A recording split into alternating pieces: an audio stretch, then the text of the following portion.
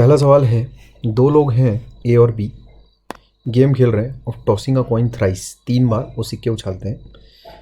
अगर टॉस अगर हेड आता है तो जाहिर सी बात है, अच्छा टॉस अगर हेड आता है उसमें ए को 2 रुपये मिलते हैं बी से। अच्छा अगर टॉस अगर टेल आता है तो बी को फिर ए से पैसे मिलते हैं। अच्छा ठीक है। Let x denote the amount gained और लॉस्ट बाय ए। तो ए का जो हिसाब किताब वो थोड़ा देख लो कैसा बोल रहा है। हेड अगर आया देन ए के पास होता है क्या, +2। अगर टेल आता है इसका मतलब होता है -1.5। ये चीज़ है ना फॉर ए। ये ए के साथ का हिसाब किताब है। अब हमें ये बताना है एक्स ये डिनोट कर रहा है अमाउंट गेन्ड और लॉस्ट बाय ए। ओके, ये शो करना है जैसा कि हम पिछले वीडियो में देख चुके हैं, x is a random discrete random variable. तो इसमें पहले तुम रैंडम वेरिएबल प्रूफ करोगे, देन फिर प्रूफ करोगे कि वो डिस्क्रीट भी है। तो पहले पोर्शन में अपने को रैंडम वेरिएबल शो करना है, दूसरे पार्ट में अपने को डिस्क्रीट दिखाना है, देन तीसरे सब पार्ट में फंक्शन दिखाना है ऑन द सैंपल स्पेस।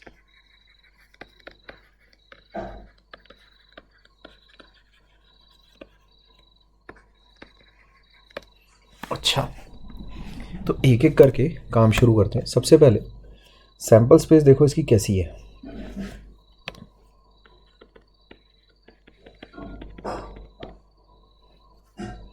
तो बहुत सारे आ जाएंगे यार, 8 हैं।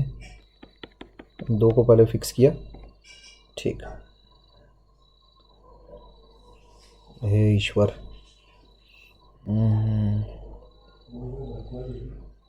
अच्छा पहले को फिक्स किया H, बाकी अब करते जाते हैं, है ना। तो H के साथ और क्या आएगा, TH, है ना। H के साथ और क्या आएगा, TT। अब सामने तुम फिक्स करो T को, क्या कहते हैं,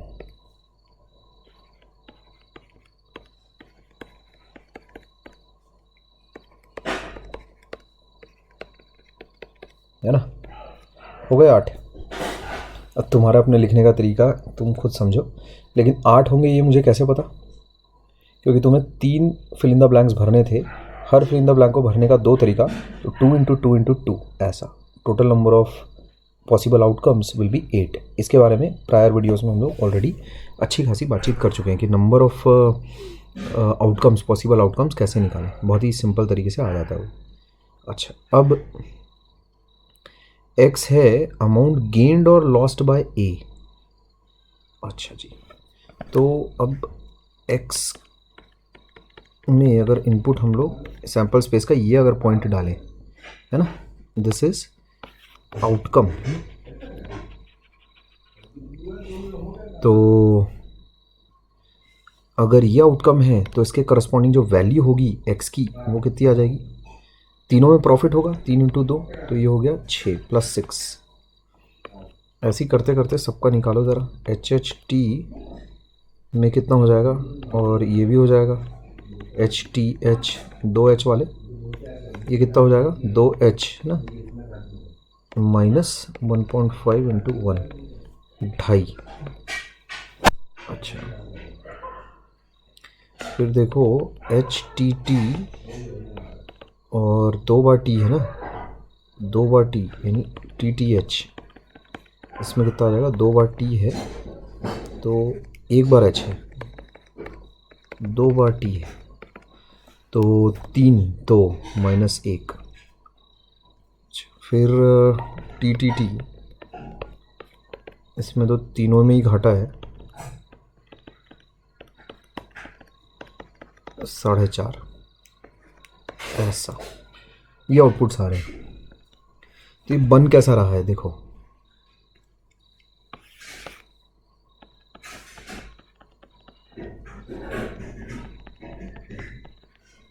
इसमें आउटपुट आ रहा है तुम्हारे पास 6 का।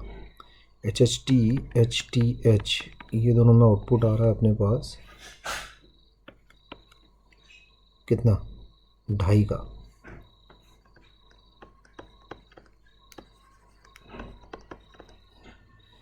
अच्छा, एच टी टी और टी टी एच पे आउटपुट आ रहा है अपने पास -1 का, टी टी टी में आ रहा है आउटपुट अपने पास -4.5 का। ये बन रहा है सैम्पल स्पेस और ये रेंज है ना। तो ये चीज़ एक फंक्शन है, कैसे कह सकते हो कि फंक्शन है, ये थोड़ा सा अच्छे से बना लेते हैं यार arrow.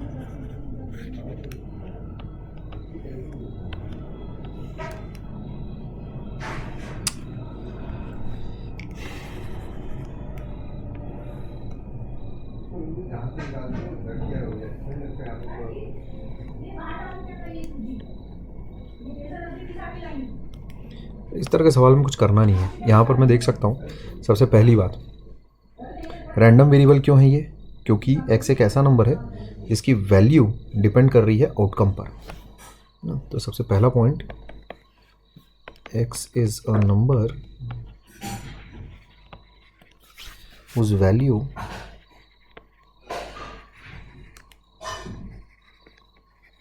depends on the outcome of the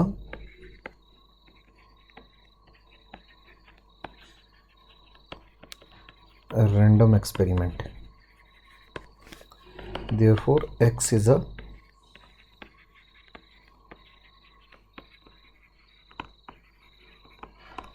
random variable.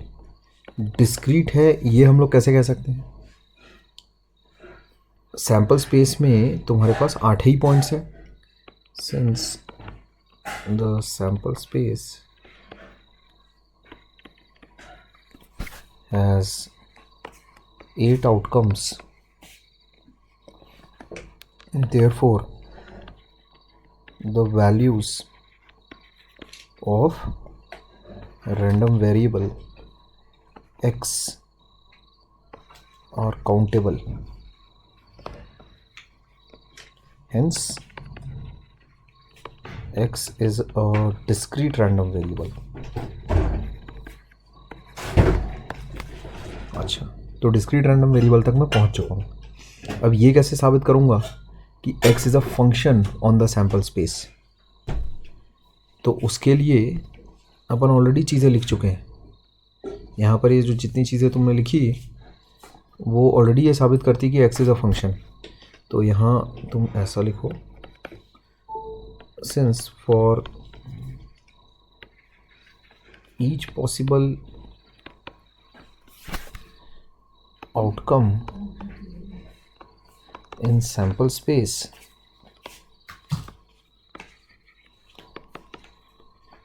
there is a unique, क्या लिखेंगे, there is a unique value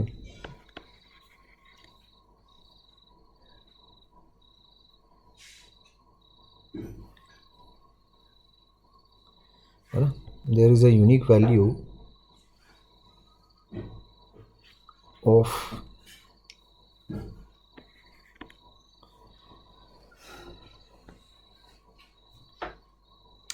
इसका स्टेटमेंट ऐसे बनाओ तुम कि फॉर ईच पॉसिबल एलिमेंट है ना in sample space x takes a unique value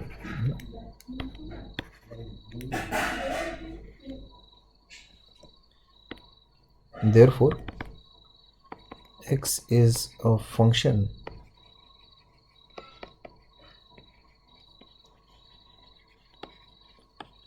on sample space।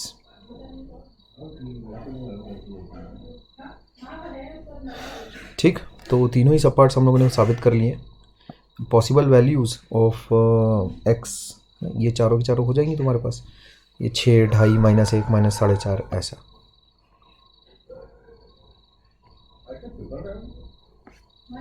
अच्छा, अगला सवाल देखो,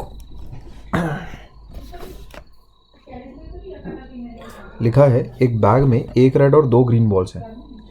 तो एक बॉल रैंडमली बैग से ड्रॉ की जाती है और उसका कलर नोट कर लिया जाता है। फिर उस बैग में बॉल को वापस से रख दिया जाता है। फिर one more ball is drawn from the bag at random and its colour is also noted. अरे यार, तो दो बॉल है ना, दो बॉल विथ रिप्लेसमेंट बेसिकली वो ड्रॉ कर रहा है बैग में से, ऐसा लिखना चाहिए एक लाइन में। Let x note the number of red balls drawn from the bag as described above, derive the probability distribution of x. ठीक, तो यहाँ देखो दो ग्रीन बॉल्स हैं, तो जाहिर सी बात है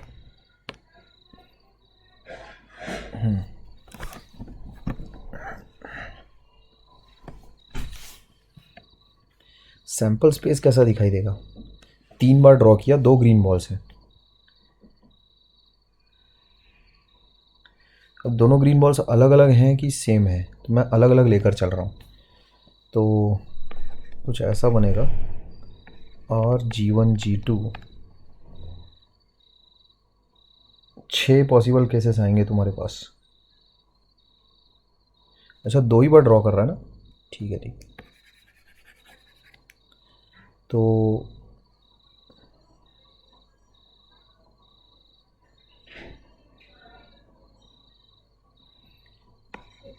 G1 2 बार आ सकता है, G2 2 बार आ सकता है, R 2 बार आ सकता है ना, G1 R आ सकता है, R G1 आ सकता है, G2 R R G2, ये चीज़ें आ सकती हैं। तो टोटल पॉसिबल केसेस कितने हुए, 3।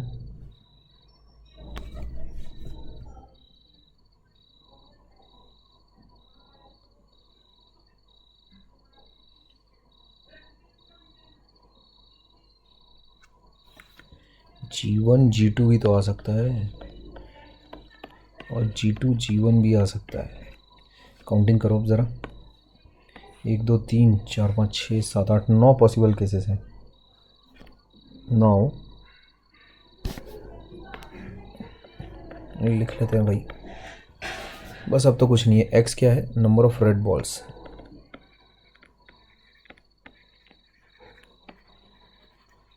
और कुछ नहीं करना है, बस प्रोबेबिलिटी डिस्ट्रीब्यूशन डिराइव करना है ऑफ एक्स।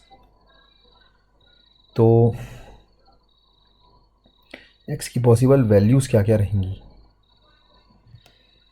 तो G1 जब आया तब तो 0 हो गया है ना,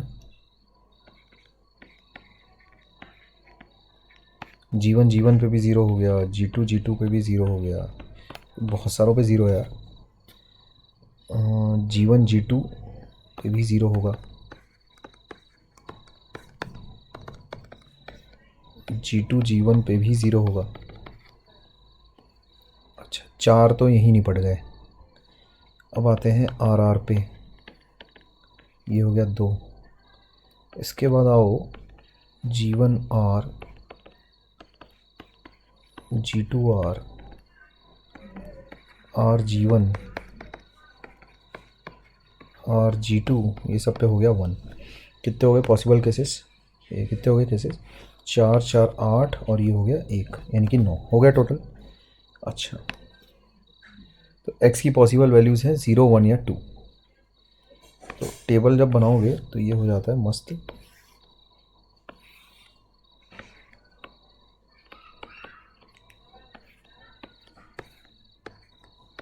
ये पॉसिबल वैल्यूज़ हैं रैंडम वेरिएबल की। अच्छा, प्रोबेबिलिटी तो निकाली नहीं है, इसके आने की क्या प्रोबेबिलिटी है ना, प्रोबेबिलिटीज़ तो अभी निकाली नहीं है, तभी तो भरोगे इसको। इसको करते हैं बाद में, है ना? इसको करो साइड में भी, ठीक है। अच्छा, अभी देखो x की वैल्यू 0 आने का मतलब क्या है, G1 है ना, तो probability that a green ball है ना 2/3, ठीक। और उसके बाद भी फिर 2/3, तो मतलब प्रोबेबिलिटी ग्रीन बॉल के आने की कितनी है तुम्हारे पास, दैट विल बी 2/3 है ना। और प्रोबेबिलिटी रेड बॉल के आने की कितनी है अपने पास, 1/3। तो दोनों ग्रीन आ गए अपने पास, तो वो चीज़ कितनी हो जाएगी, ग्रीन एंड ग्रीन, है ना। x इक्वल्स टू 0, इसकी प्रोबेबिलिटी क्या रहेगी अपने पास,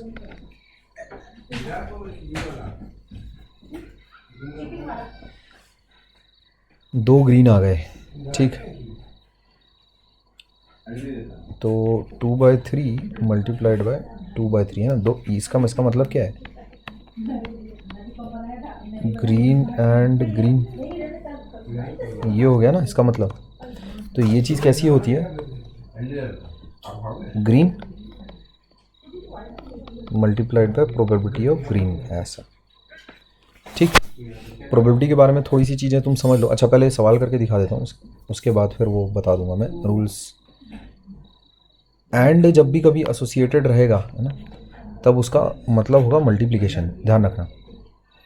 जैसे एक ग्रीन आया, उसके बाद दूसरा भी ग्रीन आना कंपलसरी है, ऐसा नहीं कि दूसरा ग्रीन आएगा तो भी चल जाएगा, तो भी चल जाएगा वाली सिचुएशन आती है तो और से फिर उसको रिप्लेस करते हैं। इसके बारे में थोड़ी सी बातचीत और कर लूँगा मैं, पहले सवाल बना लो। अच्छा, x इक्वल्स टू 2 का क्या मतलब है, पहला रेड तो दूजा भी रेड, तो ये हो जाएगा ऐसा कुछ, ये लिखा ना,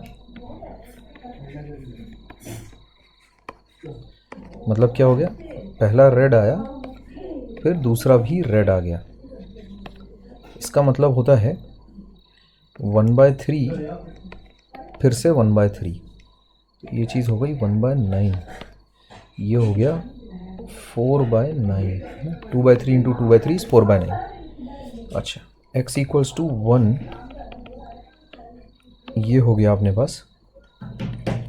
अब बड़े ध्यान से देखना, रेड ग्रीन हो सकता है या फिर ग्रीन रेड हो सकता है, या फिर, हाँ बस हो गया ना, रेड ग्रीन हो गया तो फिर ग्रीन रेड होगा। अच्छा, तो यहाँ देखो, रेड ग्रीन ना, या फिर का मतलब क्या होता है, प्लस, ध्यान रखना, और का मतलब हो गया प्लस, तो ये हो जाता है ऐसा कुछ, या तो रेड ग्रीन आया होगा या फिर ग्रीन रेड आया होगा, तभी तुम्हारे पास जो काउंट है रैंडम वेरिएबल का वो 1 रहेगा। अच्छा, अभी रेड आए फिर ग्रीन आए, इसका मतलब क्या है, probability of red multiplied by probability of green plus probability of green multiplied by probability of red, ऐसा। तो ये चीज़ हो जाती है, रेड का हो गया 1/3, ये हो गया 2/3 इंटू 2, क्योंकि उधर भी वही सेम ही चीज़ें हैं, तो ये हो जाएगा 4/9, ऐसा। तो अब प्रोबेबिलिटी डिस्ट्रीब्यूशन जब तुम बनाओगे तो बड़ी आसानी से कर सकते हो,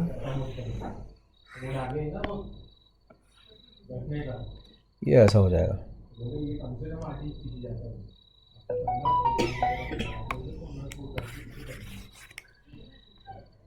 डिस्ट्रीब्यूशन तुम्हारे पास ऐसा कुछ बनेगा अब,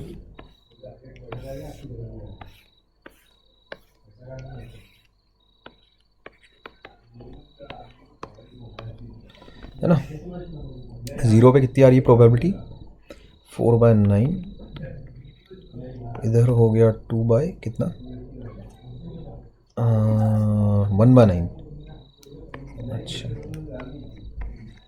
और ये हो गया अगेन 4/9।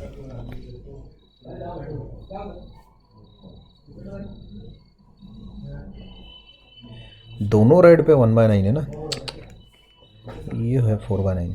अच्छा, तो इस प्रकार का प्रोबेबिलिटी डिस्ट्रीब्यूशन बनेगा तुम्हारे पास। हाँ, यहाँ पर मैं कुछ चीज़ें तुम्हें सिखा दूँ, जैसे ध्यान रखना, पी ए एंड बी, ये चीज़ कैसी रहती है, P A multiplied by P B, है ना। पी ए और बी, ये कैसा रहता है अपने पास, P A plus P B, ऐसा, समझ लिए बात। A and B are independent events,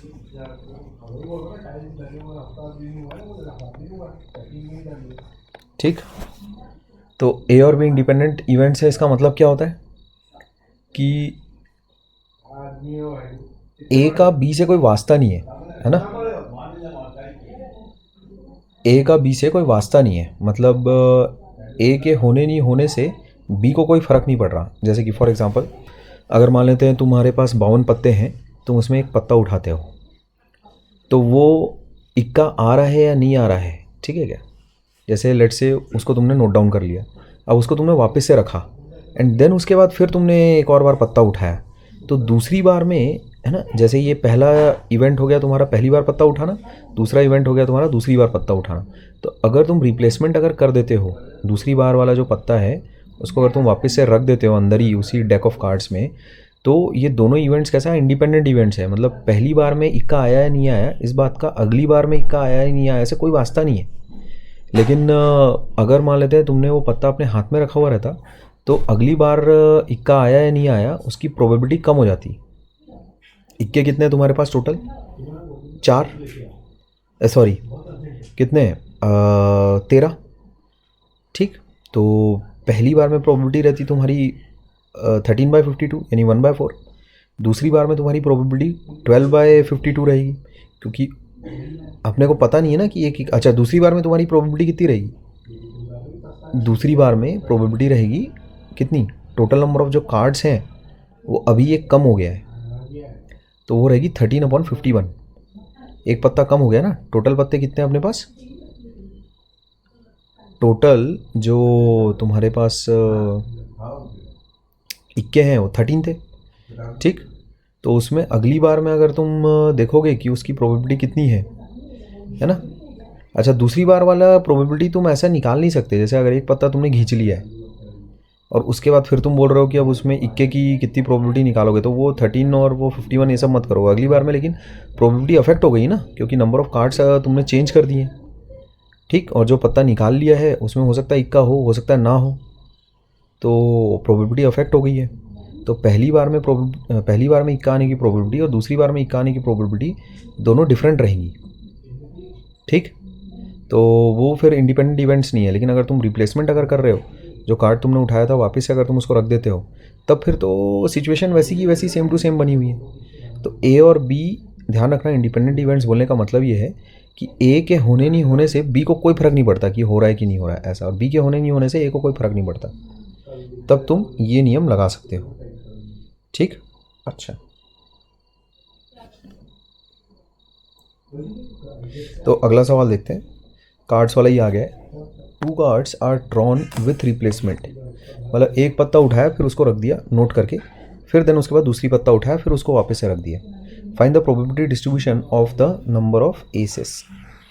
अच्छा तो जाहिर सी बात है नंबर ऑफ एसेस कितने हो सकते हैं, या तो आया ही नहीं, 2 बार अपने नोट डाउन किया आया ही नहीं, या तो एक आया या तो 2 आया, 0 1 2 इतनी पॉसिबिलिटीज़ है।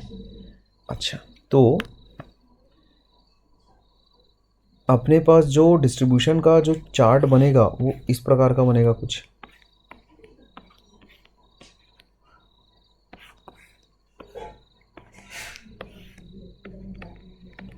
अगर आया ही नहीं, एस आया ही नहीं, इसकी क्या प्रोबेबिलिटी रहेगी, मतलब 2 बार अपन ने पत्ते उठाए दोनों बार एस आया ही नहीं, तो एस आने की क्या प्रोबेबिलिटी है,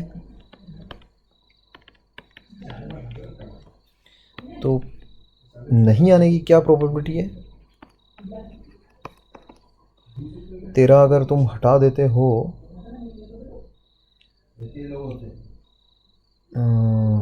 अरे एस तो यार, एस असल में तुम्हारा 13, अरे अरे एक सेकंड, एस इसको नहीं बोलते है ना, एस हो गया तुम्हारा, अच्छा ठीक ठीक ठीक एक सेकंड,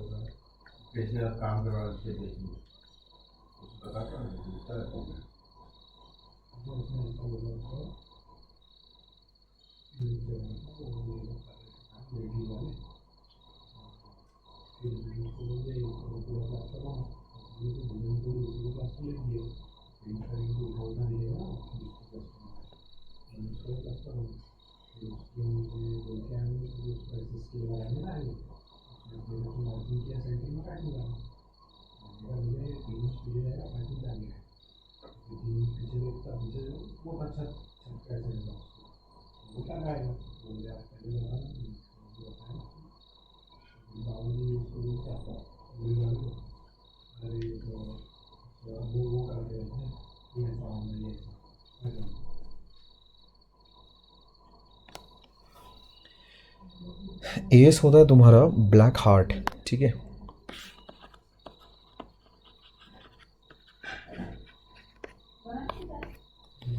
तो एस के आने की प्रोबेबिलिटी बेसिकली रहेगी, वही मेरे को लग ही रहा था, ठीक है। ये 4/52 रहेगा। तो नॉन एस के आने की प्रोबेबिलिटी रहेगी तुम्हारे पास 48/52। इसको थोड़ा अगर सिंप्लीफाई कर लें, ये हो गया 1/13, तो ये हो जाएगा 12/13, है ना। अच्छा, तो probability that you will get an ace is 1/13। Probability that you get not, मतलब probability that you get a non ace card is 12/13। अच्छा, ये माजरा है। तो देखो, 2 पत्ते अपन ने उठाए, तो x इक्वल्स टू 0, ये चीज़ क्या है, ये हो गया तुम्हारे पास नॉन एस एंड फिर से एक और बार नॉन एस। इसका मतलब क्या हो गया, p नॉन एस, है ना, और फिर p नॉन एस, ऐसा। तो नॉन एस का कितना आ रहा है अपने पास, 12/13 मल्टीप्लाइड बाय 12/13, ठीक है। अच्छा, उसके बाद देखो x इक्वल्स टू 1, ये चीज़ कैसी रहेगी, पहली बार में एस आ जाए,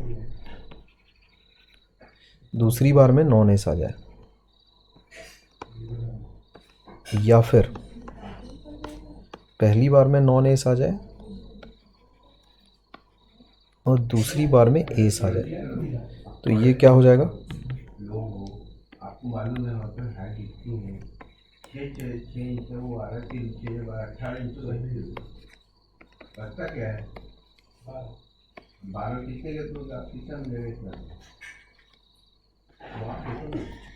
तो ये तो दोनों ही वही हो जाएगा तुम्हारे पास, पी एस है, पी नॉन एस,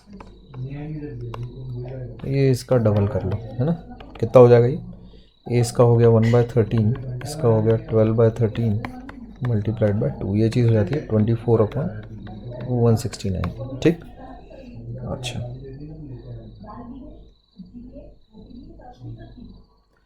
ये हो जाता है अपने पास 144/169। बहुत ही आसान से सवाल है। अच्छा,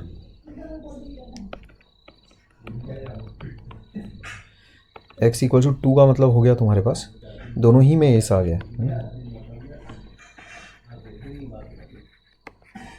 ये चीज़ हो जाती है अपने पास। ये कितना हो गया, एस कितना हो जाएगा, एस की आने की प्रोबेबिलिटी इज़ 1/13, ये भी हो गया 1/13, तो ये चीज़ हो जाएगी 1/169।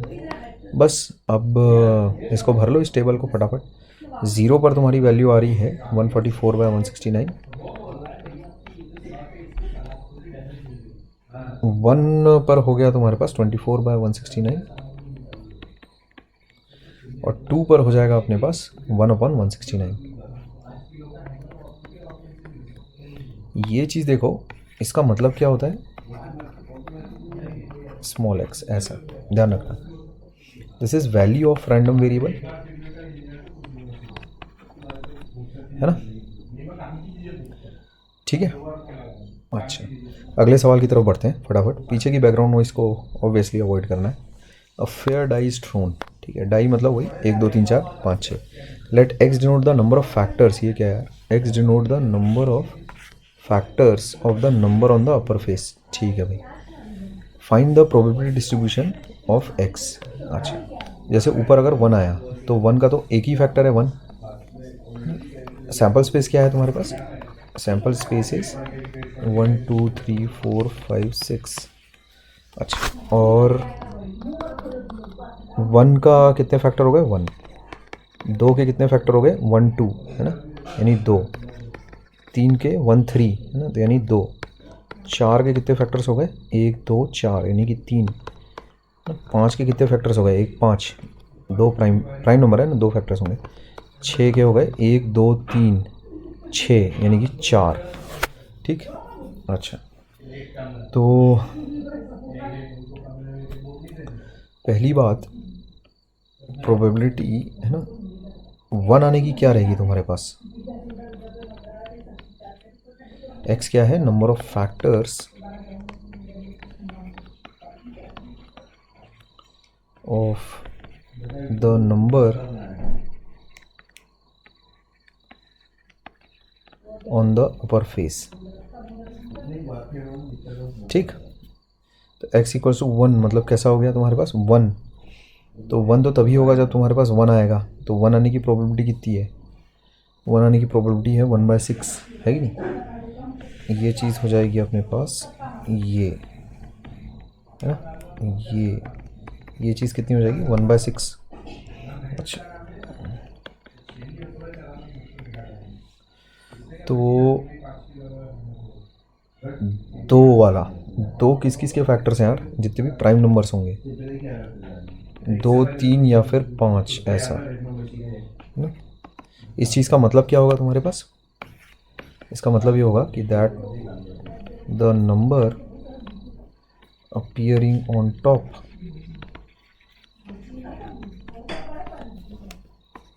Has 2 prime factors. ठीक है, that is they are prime, है ना। अच्छा, तो ये चीज़ कितनी हो जाएगी? 2 आने की प्रोबेबिलिटी कितनी है? 1/6, है ना।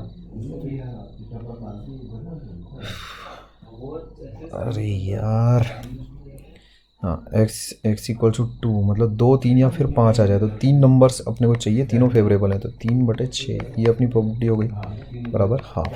ठीक, अच्छा, इसके बाद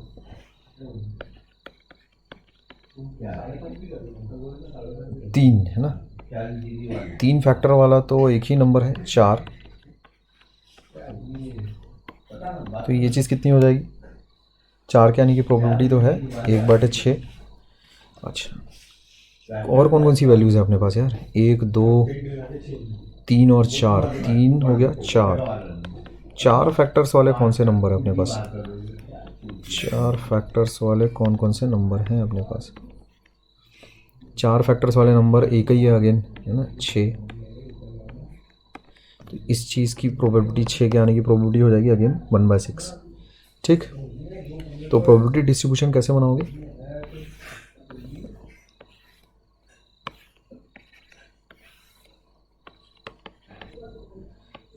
कितना कितना है अपने पास? 1, 2, 3, 4।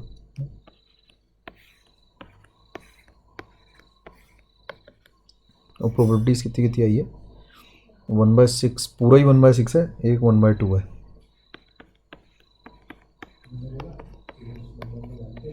हाँ, ठीक है, तो ये बन जाता है तुम्हारे पास प्रोबेबिलिटी डिस्ट्रीब्यूशन। अच्छा, अगले सवाल की तरफ आते हैं।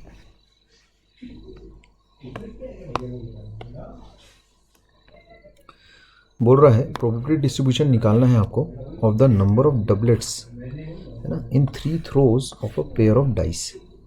अच्छा, number of doublets in 3 throws, ठीक है क्या? 3 बार थ्रो करता है, डबलेट मतलब हो गया 1, 1, 2, 2 ऐसा। तो अपने पास देखो, 3 अगर बार तुम अगर थ्रो करोगे, 3 throws of a pair of dice, okay, 3 throw में, ठीक है, नंबर ऑफ डबलेट्स। अच्छा, तो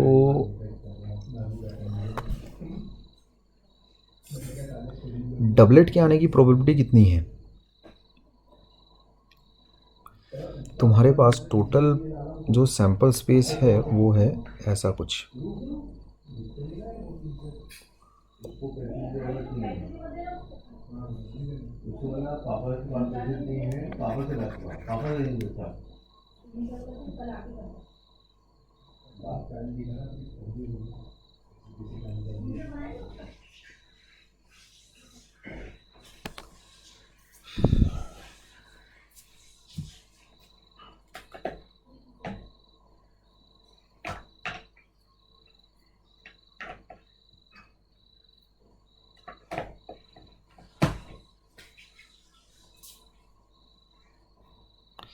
देखो 3 बार अगर तुम डाइस थ्रो करते हो तो या तो तुम्हारे पास एक भी डबलेट नहीं आएगा, या तो एक डबलेट आएगा या तो दो डबलेट आएंगे या तो तीनों ही डबलेट आ सकते हैं, है ना।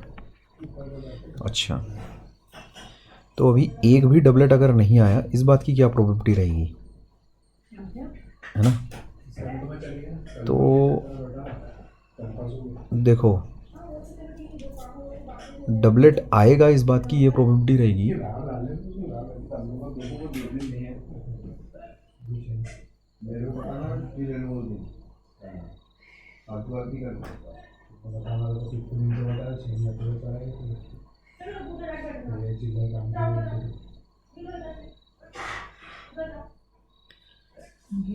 नंबर ऑफ डबलेट्स, है ना। ये चीज़ रुक जाओ यार, तो इतना शोर हो रहा है। अपने पास ये चीज़ें हैं।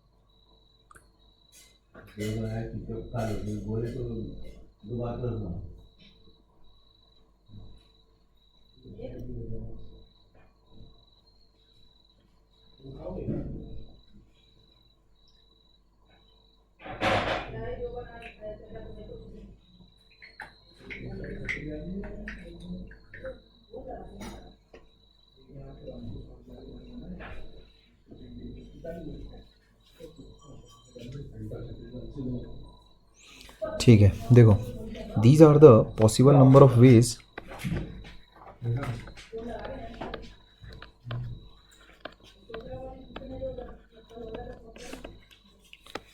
in which a doublet can occur। समझे। देखो, अगर एक व्यक्ति ने कहा कि डबलेट आ गया है, तो उसमें ज़ाहिर सी बात है या तो 1-1 होगा या तो 2-2 होगा and so on so fourth, 6-6 होगा। ऐसा डबलेट आ गया है, इस बात का मतलब क्या है कि 6 पॉसिबल केसेस में से एक पॉसिबल केस कोई ना कोई हुआ होगा। ठीक, that is out of 6 possible cases 1 possible case must have occurred. अब इसमें ये निकालते मत बैठ जाना कि अपने पास 36 पॉसिबल केसेस हो सकते हैं कि सर 1-2 में से भी आ सकता है ना, 1-1 है ना, 1-3 में से भी आ सकता है 1-1, ऐसा नहीं है। डबलेट आया है तो डबलेट आया है, इसका मतलब जाहिर सी बात है कि वो चीज़ कैसी दिख रही होगी, 1-1, 2-2, 3-3 ऐसा। ठीक है क्या। तो probability that a doublet has appeared is 1/6। ठीक, अभी अगर डबलेट अगर नहीं आया है तो उसकी प्रोबेबिलिटी जाहिर सी बात है 5/6 होगी, क्योंकि या तो डबलेट आएगा या तो नहीं आएगा, है ना। अच्छा, इसके बाद फिर सवाल सॉल्व करना कोई कठिन नहीं होना चाहिए।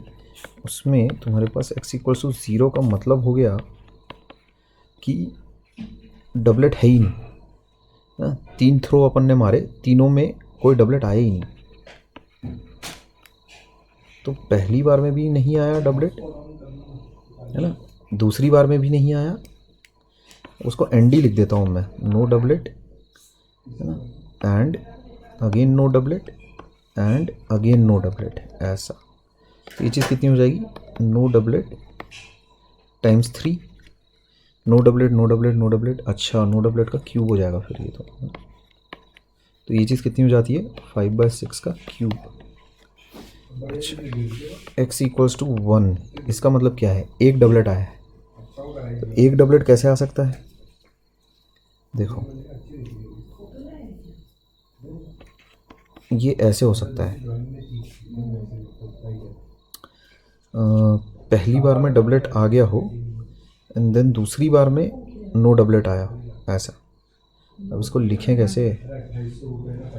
And no doublet and no doublet, है ना?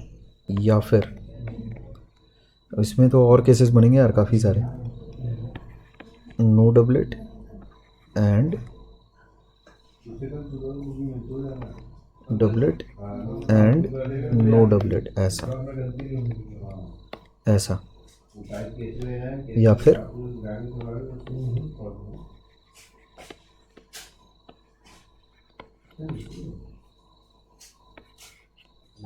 ठीक है, ये सारे केसेस बनेंगे तुम्हारे पास।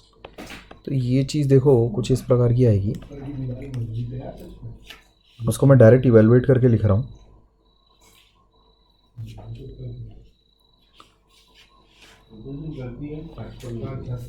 डबलेट हो गया तुम्हारे पास 1/6 है ना, 1/6 और फिर 5/6 का होल स्क्वायर प्लस, ये देखो डबलेट का ये लिखा मैंने, देख रहे हो क्या, ये लिखा, और नो डबलेट दो बार है देखो, तो उसके लिए ये किया मैंने, ठीक है, ऐसा। फिर प्लस ये आया और की वजह से प्लस आ गया, ऐसा कुछ, ठीक है। अच्छा, उसके बाद देखो फिर नो डबलेट एक बार है, फिर है डबलेट और फिर है नो डबलेट, ऐसा कुछ लिखा हुआ है, प्लस नो डबलेट दो बार एंड देन फिर है डबलेट, ऐसा। तो ये चीज़ कितनी हो जाएगी देखो, 25, 36 6 2 16 प्लस 25 और फिर ये 2 16 प्लस फिर अगेन 25, ये 2 16, तो ये हो जाएगा 75/2 16, ठीक है। अच्छा, x=2 का मतलब हो जाता है अपने पास, दो बार डबलेट आ गया है, दो बार डबलेट है इसका मतलब, है ना, डी डी और फिर एन डी,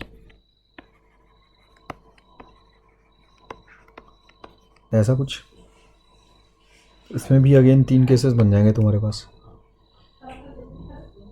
या फिर, है ना,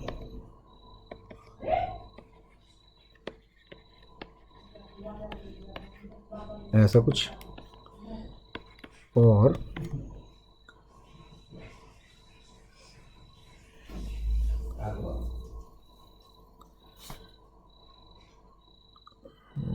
नो डबलेट एंड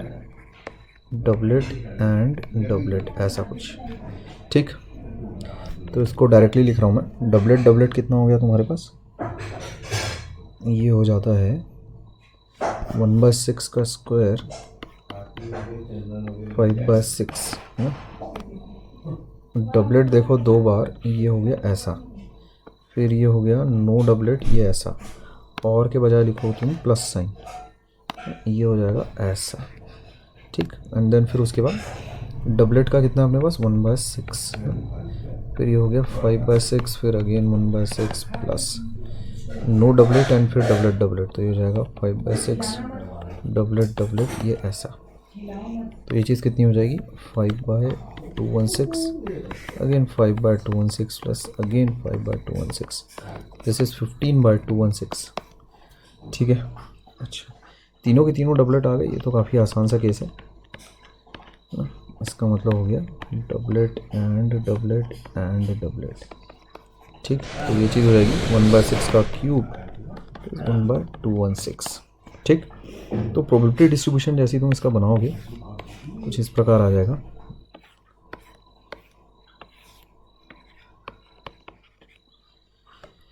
ये हो जाएगा 0 1 2 3, है ना।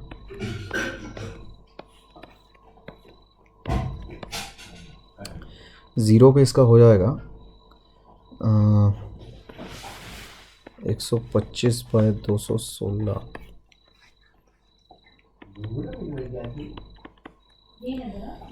x=1 पे हो जाएगा अपना 75/216, 15/216, ये हो जाएगा 1/216, ठीक। ये मेरे पास प्रोबेबिलिटी डिस्ट्रीब्यूशन आ जाता है। इसमें जो मेन मुख्य बात है वो ये, प्रोबेबिलिटी ऑफ अ डबलेट, ये अगर एक व्यक्ति ऐसा लिख देगा, सवाल तो हो गया है, पर अगर किसी व्यक्ति ने ऐसा लिखा, जैसे टोटल पॉसिबल केसेस कितने हैं तुम्हारे पास भाई, 1 1 है ना, 1 2, ऐसा बहुत सारी चीज़ें हो सकती थी। ठीक, मतलब अगर तुम एक थ्रो अगर तुमने किया, फॉर अ थ्रो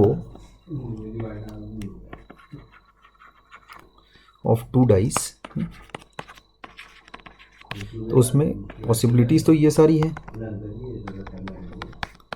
ठीक, ऐसा करते हुए 6 1 6 6 है ना, ये सारी पॉसिबिलिटीज़ है तुम्हारे पास। These are 36 cases. अब ये सारे 36 केसेस में से डबलेट आ जाए, इसमें देखो तुम्हारे पास 6 फेवरेबल केसेस हैं आउट ऑफ 36 पॉसिबल केसेस, तो ये इस तरह से 1/6 आ रहा है। ऐसे भी तुम इसको देख सकते हो।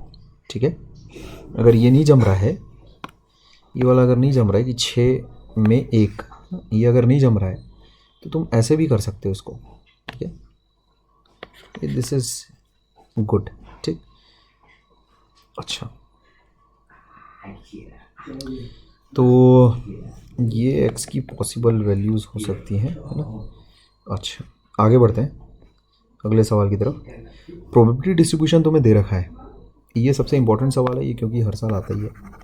This is very very important. अब देखो, सबसे पहली बात, प्रोबेबिलिटी डिस्ट्रीब्यूशन में जो सारे के सारे तुम्हारे ये जो px की वैल्यूज़ है, सबका समेशन कितना होगा, 1। क्यों ऐसा? क्योंकि since the values of random variable cover all possible cases, ठीक है, therefore sigma P x must be equal to 1। ठीक, तो इसका मतलब क्या हो जाएगा, 0.1 प्लस के plus 2k plus 2k plus k, इसको ऐसा लिखो ना, या तो फिर ऐसा लिख लो पूरा प्रॉपर बकायदा, P0 plus P1 plus P2 plus P3 plus P4 that will be equal to 1, है ना। क्यों ऐसा अपन बोल रहे हैं? क्योंकि रैंडम वेरिएबल की जो वैल्यूज़ हैं वो हर पॉसिबल आउटकम को कवर करती हैं। ठीक है, तो सारी जितनी भी वैल्यूज़ होंगी प्रोबेबिलिटीज़ की, जितनी भी तुम्हारे पास निकली है corresponding to all the values of random variable, वो सब का जो समेशन होगा वो 1 ही आएगा। क्योंकि भाई तुम इसमें देखो, जैसे x = 0 जब तुमने लिखा होगा, तो है ना, x = 1 जब अपन ने किया होगा, तो इसके करस्पॉन्डिंग जब अपन ने प्रोबेबिलिटी निकाली है, तो x = 2 जब अपन ने किया, तो ये रैंडम वेरिएबल कोई छोड़ तो देंगे नहीं अपन। जितने भी रैंडम वेरिएबल की वैल्यूज़ पॉसिबल हो सकती हैं, सारी पॉसिबल वैल्यूज़ के लिए अपन प्रोबेबिलिटीज़ लिखते हैं। प्रोबेबिलिटी डिस्ट्रीब्यूशन टेबल कभी अधूरी तो बनाते नहीं है। तो ऑल पॉसिबल केसेस, जाहिर सी बात है कि रैंडम वेरिएबल की वैल्यूज़ ने कवर की ही होंगी। इसका मतलब सारी प्रोबेबिलिटीज़ का जो समेशन आएगा वो 1 आएगा ही आएगा। अच्छा, तो इसका मतलब P of 0 comes out to be 1.1, फिर k 2k, ये भी 2k, फिर ये k बराबर 1 होगा। इसका मतलब मैं कह सकता हूँ 4 6k बराबर 1 होगा। इसका मतलब k की वैल्यू हो जाएगी 0.9/6, दैट इज़ 9/60, तो 3/20। ठीक है, अच्छा, इसके बाद देखो,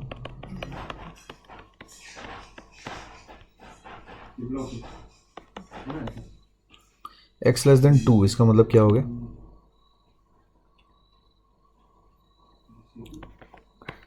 x = 1 या फिर ना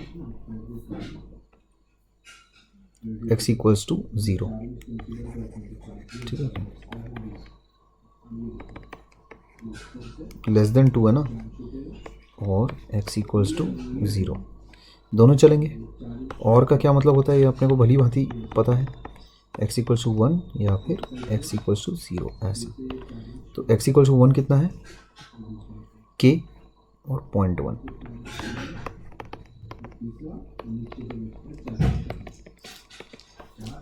तो 6/20 है ना, सॉरी 5/20, 5/20, तो ये हो जाएगा 1/4 है ना, 0.25। ठीक, अच्छा आगे बढ़ते हैं। तीसरा सब पार्ट हमें देखें अगर